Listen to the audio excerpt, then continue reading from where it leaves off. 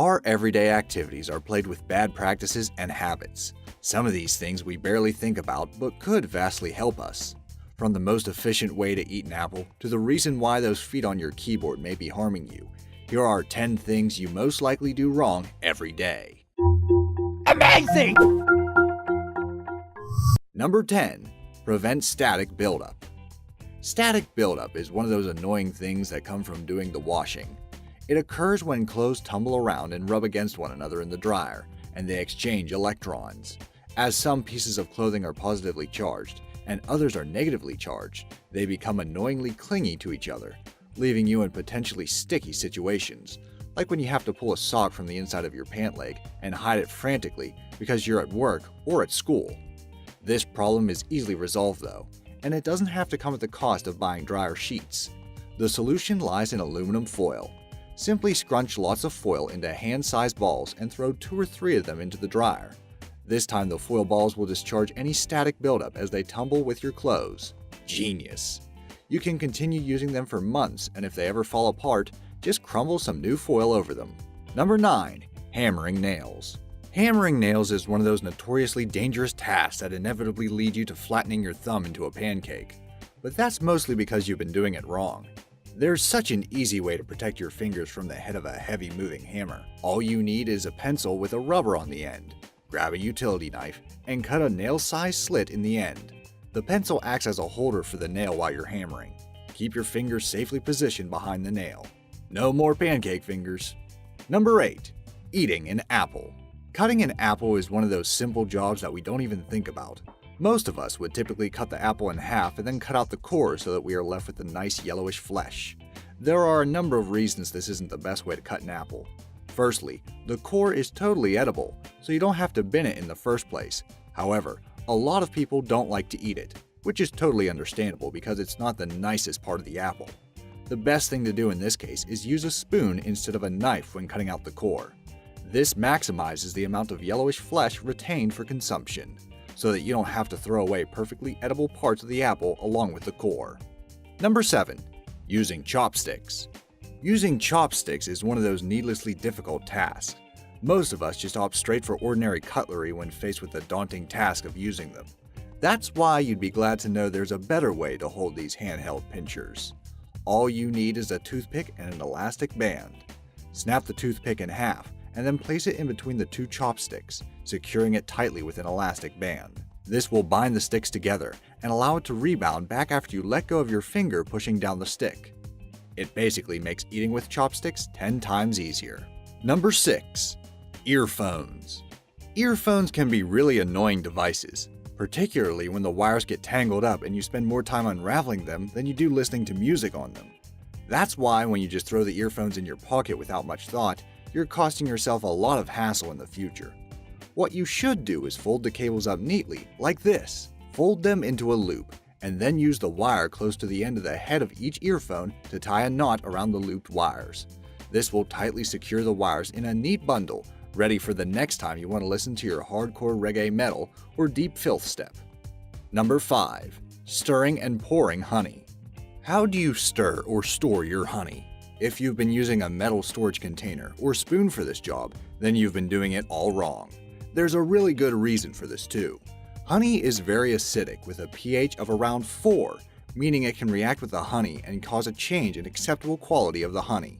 This can also cause a discoloration in the honey. That's why honey dippers have been used for generations. They don't chemically harm the honey, meaning they don't impair any of the honey's flavor. Honey dippers are also more porous, and their design is brilliant for preventing the honey dripping if you rotate it on the way to your cup. So, in the future, remember that wooden utensils or stainless steel spoons are preferable when transferring honey from containers. Number 4. Opening jars. Now to jars. We've all struggled to open them at least once. It can be seriously embarrassing, especially when that measly glass container starts to put your strength into question. But as you know, brain beats brawn. You've likely just been doing it wrong. You can easily open a stubborn jar using some household tools. First up, duct tape. All you have to do is attach the tape to the lid of the jar like this, making a little handle at the end. Just pull on it and voila! Next up, another great method, rubber bands. Simply wrap one around the lid and put on a rubber glove. This will give you some much needed grip. Now it will be much easier to open that lid. If the previous two tricks didn't work, then try this. Use a spatula or something similar to hit the jar, either on top or at the bottom. If that doesn't work, then grab a spoon and tap all around the top edge of the lid. That should loosen the seal, allowing the pressure to equalize slightly, making it easier to remove the lid. Finally, if all else fails, grab a hairdryer and heat up the lid with it.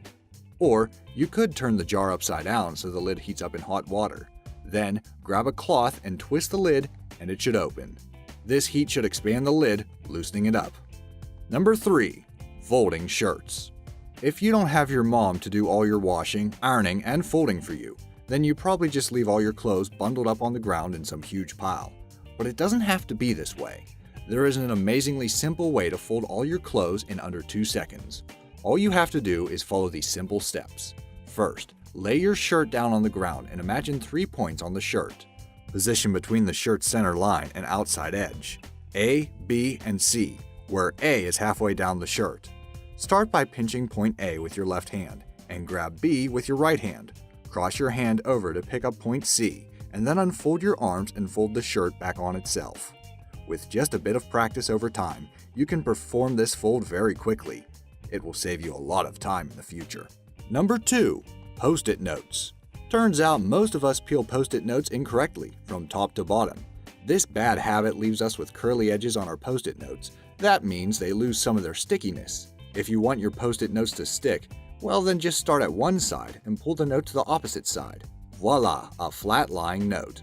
Okay, this may be a classic first world problem, but it matters if you care about your sticky note actually being sticky. Before I reveal the number 1 spot, I'd like to remind you to subscribe if you've enjoyed this video. We upload amazing fact-filled list videos daily. Also, make sure to click that bell icon to stay updated, or you'll regret missing out on some amazing knowledge that could have filled your brain. Now let's get back to it. Number 1. Keyboard feet. Have you ever wondered what those little feet that extend out the back of your keyboard are for? Most of us, like myself included, assume they exist for ergonomics, just to make the keyboard more comfortable to type on. However, this isn't entirely true.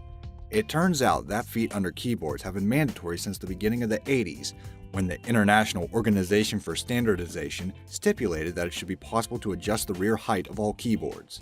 Back then, people were used to typing at height with machines such as typewriters, so the feet were meant to adjust the keyboard to a higher angle that people were more used to. However, nowadays, they are only important for people who can't type blind. When the keys are extended, people who have to look at the keys, and typically use 2 fingers to type, have a better view of the keys, so it's advantageous for them to have the feet extended. However, a lot of people nowadays can type blind, and in this case, extending the feet on keyboards isn't much use. It can actually be harmful.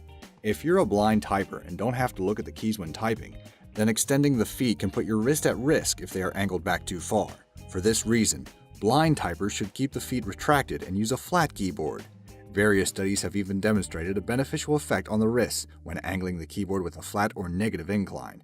So if you're a proficient blind typer, then keep those keyboard feet retracted. Did any of these hacks surprise you? Do you know of any other things most of us do wrong? Let me know in the comment section down below. Also, if you enjoyed this video, make sure to leave this a like.